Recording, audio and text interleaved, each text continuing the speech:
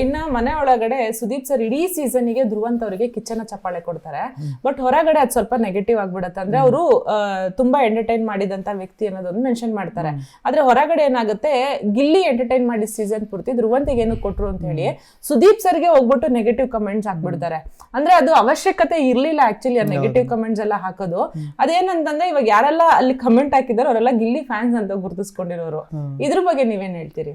ಇಲ್ಲ ಮೇಡಮ್, ಅದು ತಪ್ಪು ಮೇಡಮ್. ಯಾರೇ ಮಾಡಿದ್ರು ಈಗ ಸುದೀಪಣ್ಣ ಅವರು ನಮಗೆ ಸಖತ್ ಇಷ್ಟ ಮೇಡಮ್. ಅವರು ವಾರ ಬಂದು ವೀಕೆಂಡಲ್ಲೆಲ್ಲ ಅವರು ಹೇಳೋದು ಅವ್ರ ಮಾತುಗಳು ಅದೇ ಇಂಟು ಮೇಡಮ್. ನೀನು ಇದು ಮಾಡಬೇಡ ಅಂದರೆ ನೀನು ಇದು ಮಾಡಬೇಡ ಅಂತ ಹೇಳೋದು ಅವ್ರ ಆಟ ಹಾಳಾಗಲಿ ಅಂತಲ್ಲ, ತಿದ್ಕ ಹೋಗ್ಲಿ ಅಂತ ಅವರೇ ಒಂದು ಸತಿ ಹೇಳಿದ್ರು ಮೇಡಮ್ ನನಗೆ.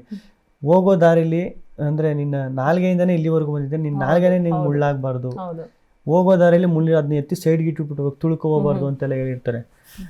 ಹಂಗೆಲ್ಲ ಇದು ಮಾಡೋರು ಪಾಪ ಅವ್ರು ಯಾಕೆ ಮೇಡಮ್ ಹಂಗೆಲ್ಲ ಆ ಥರ ಫೇವರಿಸಮ್ ಮಾಡಿ ಆ ಥರ ಇಲ್ಲಿ ಏಂತಕ್ಕೆ ಮಾಡ್ತಾರೆ ಹೇಳಿ? ಅವ್ರು 12 ಸೀಸನ್ ನಡ್ಸ್ಕೊ ಬಂದಿರೋರು, 11-12 ಸೀಸನ್.